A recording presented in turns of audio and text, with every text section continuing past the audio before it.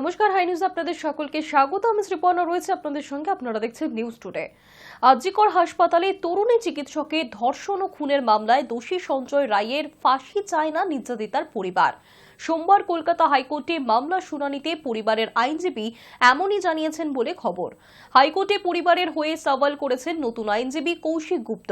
সোমবার সওয়াল জবাবে তার আরও বক্তব্য, কন্যাহারা পরিবার চায় না যে দোষীর সর্বোচ্চ সাজা অর্থাৎ মৃত্যুদণ্ড হোক, বরং তাদের দাবি প্রকৃত অপরাধীরা অধরা তাদের তদন্তের আওতায় আনা হোক। আর এই সংক্রান্ত রাজ্যের আবেদন গ্রহণযোগ্য কিনা তা নিয়েও শুনানি হয়েছে বিচারপতি দেবাংশু বসাক এবং বিচারপতি মোহাম্মদ শাব্বির রশিদের ডিভিশন বেঞ্চে। রায় ঘোষণা স্থগিত রেখেছে আদালত।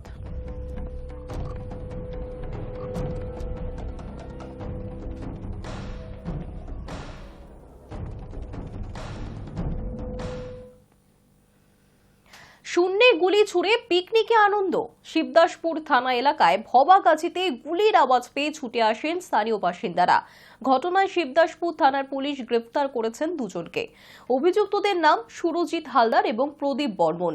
7 দিনের পুলিশ হেফাজতের আবেদন জানিয়ে ব্যারাকপুর আদালতে পাঠানো হয়েছে তাদের। পুলিশের জেরায় অভিযুক্তরা জানিয়েছেন নিছকই মজার জন্যই তারা গুলি ছুড়েছে। পিস্তলটি উদ্ধার করেছে পুলিশ।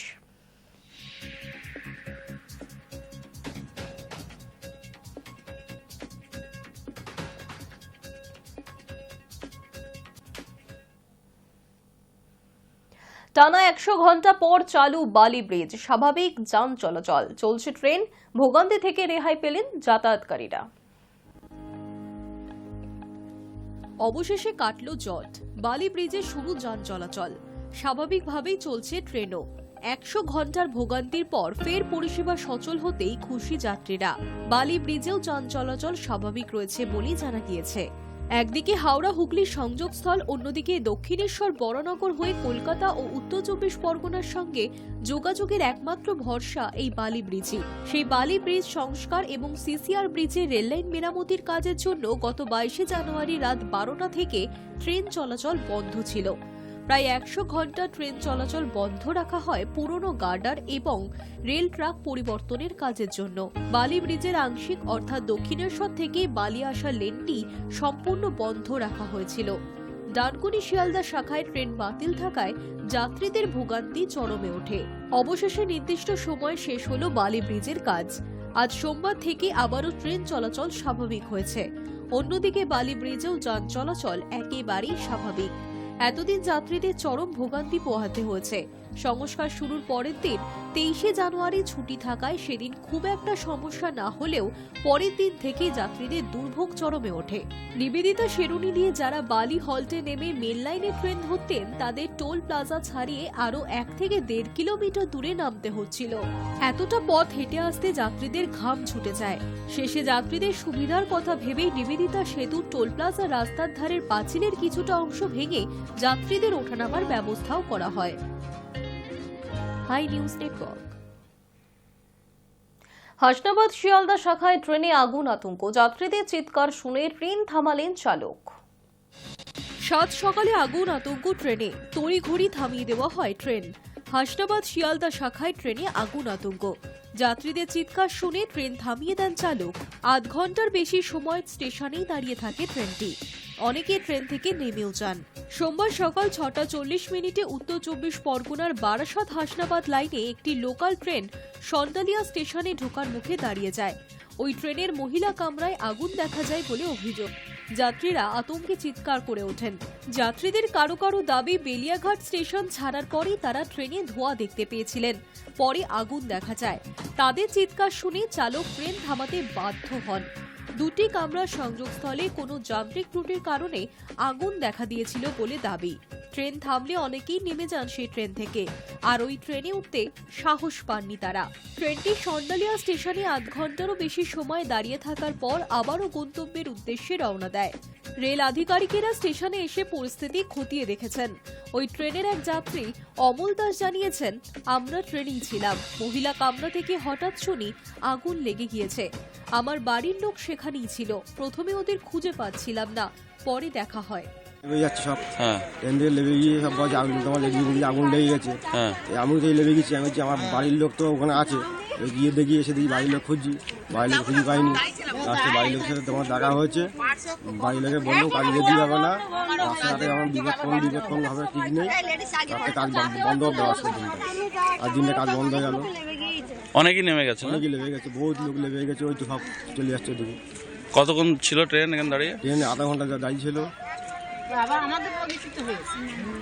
কোথা থেকে আসছেন আপনি? আমি তোমার হারোয়া রোডের থেকে এখানে এসে নেমে গেলেন? এখানে এসে লেগে গেছি। কি নাম আপনার? Kamal Das. Hi news network. Call আছে কিন্তু তাতে জল নেই। পুকুরের জলে ভরসা 5টি গ্রামের কয়েক হাজার মানুষের। বসিরহাট মহকুমার সুন্দরবনের হিঙ্গলগঞ্জ ব্লকের সাহেবখালী গ্রাম পঞ্চায়েতের 3 নম্বর চড়ালখালী 4 নম্বর কাছারি বাড়ি এলাকায় এমনই অবস্থা। পুকুরের জল পান করতে হচ্ছে 2 থেকে 2.5 হাজার পরিবারকে, আর সেই জলও পানীয়র যোগ্য নয়। জলে ভাসছে শ্যাওলা, সেই জল খেয়ে থাকতে হচ্ছে সেখানকার বাসিন্দাদের। দীর্ঘদিন ধরে ব্লক প্রশাসনকে জানিয়েও কোনো লাভ হয়নি বলে অভিযোগ এলাকার বাসিন্দাদের। প্রসঙ্গত 2017 সালে প্রয়াত প্রাক্তন পঞ্চায়েত মন্ত্রী সুব্রত মুখোপাধ্যায় একটি পানীয় জলের কল চালু করে গেলেও মাটির নিচে ভূগর্ভস্থ জল না থাকার কারণে জল না ওঠায় তা বিকল হয়ে পড়ে রয়েছে গত কয়েক বছর ধরেই।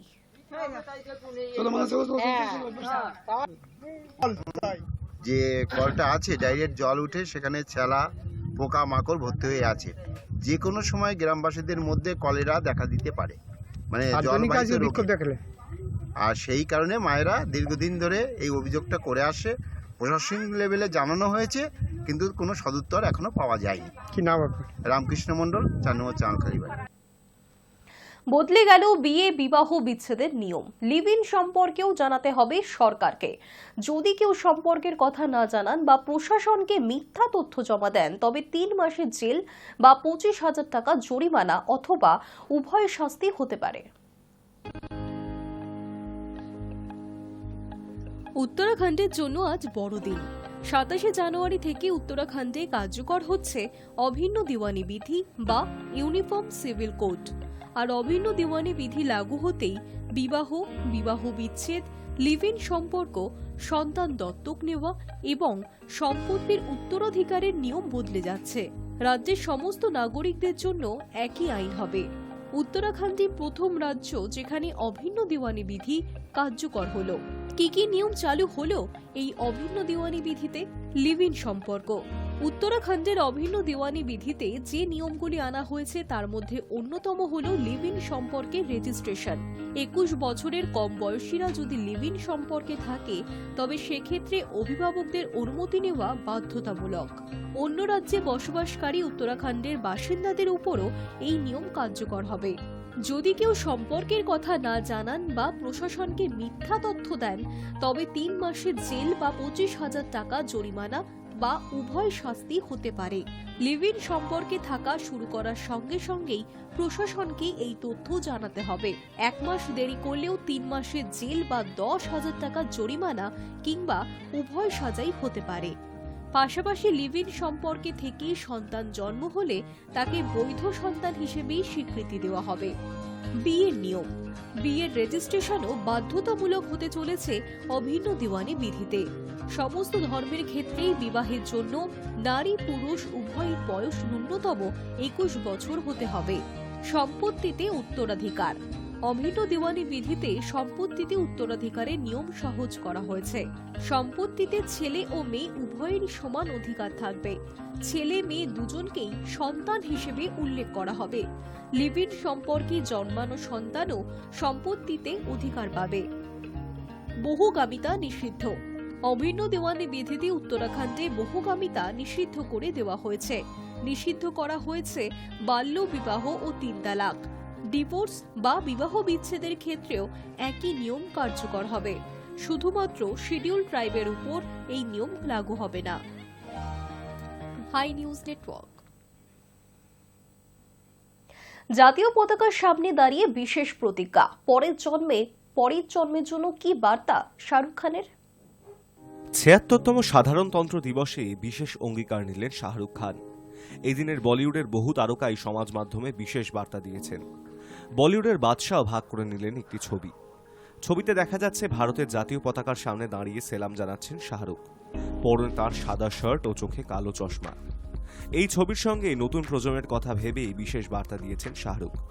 সরাসরি দেশের কোনো বিষয় মুখ না খুললেও ছবির মাধ্যমে নিজের মতামত তুলে ধরেন বাদশা। 2023-এ মুক্তিপ্রাপ্ত ছবি জওয়ানে শাহরুখের বিশেষ মনোলগ ছড়িয়ে পড়েছিল সমাজ মাধ্যমে। সেখানে মানুষের ভোটাধিকার ও গণতন্ত্র নিয়ে স্পষ্ট মতামত রেখেছিলেন শাহরুখ। যদিও বাস্তবে তিনি এই নিয়ে কোনো মন্তব্য করেননি, কিন্তু পর্দায় হোক বা বাস্তবে তাঁর মতামত যে অনুরাগীদের কাছে গুরুত্বপূর্ণ তা বলার অপেক্ষা রাখে না। তাই সাধারণতন্ত্র দিবসেও শাহরুখের এই পোস্ট মুহূর্তে ভাইরাল। বলি তারকা লিখেছেন, এই সাধারণতন্ত্র দিবসে চলুন একটা সকলে প্রতিজ্ঞা করি, পরবর্তী প্রজন্মের জন্য যাতে গর্বের সঙ্গে একটা দেশ রেখে যেতে পারি সেই প্রতিজ্ঞাই নিজেরা করি। চলুন সকলে মিলে সংবিধানের মূল্যবোধকে বাঁচিয়ে রাখি এবং গর্বের সঙ্গে মাথা উঁচু করে রাখি। সকলকে সাধারণতন্ত্র দিবসের শুভেচ্ছা। জয় হিন্দ। অনুরাগীরা এই বার্তার জন্য শুভেচ্ছা জানিয়েছেন শাহরুখকে। তিনি ছাড়াও সাধারণতন্ত্র দিবসে বিশেষ বার্তা দিয়েছেন প্রিয়াঙ্কা চোপড়া, অনুষ্কা শর্মা, আলিয়া ভট্ট, অক্ষয় কুমার, ক্যাটরিনা कैफ, জাহ্নবী কাপুর, করণ জোহর, সিদ্ধার্থ মালহোত্রা, ভিকি কৌশল, পরিণীতি চোপড়া, অজয় দেবগন, কিয়ারা আডবাণী, অর্জুন কাপুর সহ আরও অনেকে। Hi news network. আবারও অশান্ত বাংলাদেশ। জুলাই আগস্টে ছাত্র আন্দোলনের রেশ কাটতে না কাটতেই এবার ছাত্র সংঘর্ষে উত্তাল ঢাকা বিশ্ববিদ্যালয়। রবিবার রাতভর পরিস্থিতি উত্তপ্ত থাকায় সোমবার বাধ্য হয়ে বিশ্ববিদ্যালয়ের অধীনস্থ 7 কলেজের ক্লাস, পরীক্ষা সবকিছুই স্থগিত করে দেওয়া হয়েছে। ঢাকা বিশ্ববিদ্যালয়ের আওতায় থাকা 7টি কলেজের ভর্তি প্রক্রিয়া, আসন সংখ্যা সংক্রান্ত সমস্যার কথা জানাতেই পড়ুয়াদের একটি দল সহ উপাচার্যের কাছে নালিশ জানাতে গিয়ে প্রত্যাখ্যান হওয়ায় পর থেকেই অশান্তির সূত্রপাত। পড়ুয়াদের অভিযোগ, তাদের কথা না শুনেই সহ উপাচার্য নিজের ঘর থেকে বের করে দেন পড়ুয়াদের। জানান যে তিনি 7 কলেজের ব্যাপারে কিছুই জানেন না, কোনো পদক্ষেপ নিতেও পারবেন না। আর এতেই ক্ষুব্ধ পড়ুয়ারা প্রকাশ্যে তার ক্ষমা চাওয়ার দাবি তোলেন। তাতেই পরিস্থিতি আরো অগ্নিগর্ভ হয়ে ওঠে।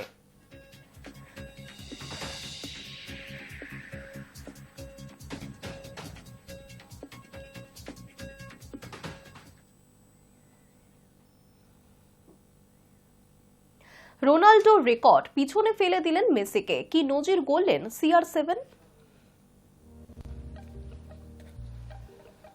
বয়স যে কেবল একটি সংখ্যা তা বারবার প্রমাণ করেছেন ক্রিশ্চিয়ানো রোনাল্ডো। আবার রেকর্ড গড়েছেন তিনি। রোনাল্ডো পেছনে ফেলে দিয়েছেন লিওনেল মেসিকে। আল নাসেরের হয়ে সৌদি প্রো লিগে আল খালিজের বিরুদ্ধে জোড়া গোল করেছেন রোনাল্ডো। আর তার সঙ্গেই সৌদি প্রো লিগে 92টি ম্যাচে গোল ও অ্যাসিস্ট মিলিয়ে 100টি গোলে অবদানের কীর্তি করেছেন তিনি।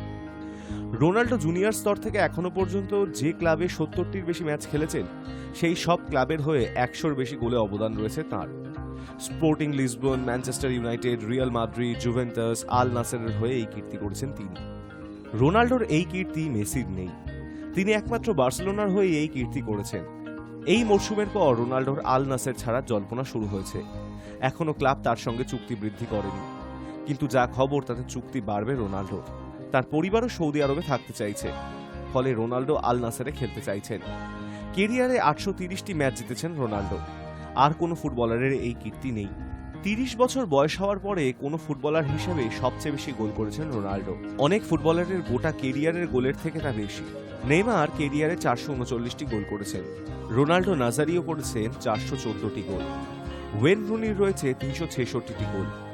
আর রোনাল্ডো 30 বছরের পরে এখনো পর্যন্ত 456টি গোল করেছেন। গোল করেই চলেছেন CR7। এখনো থামতে চাইছেন না তিনি। Hi news network. News today এখনকার মতো এই পর্যন্তই। দেখতে থাকুন হাই নিউজ, নির্ভীক, নিরপেক্ষ।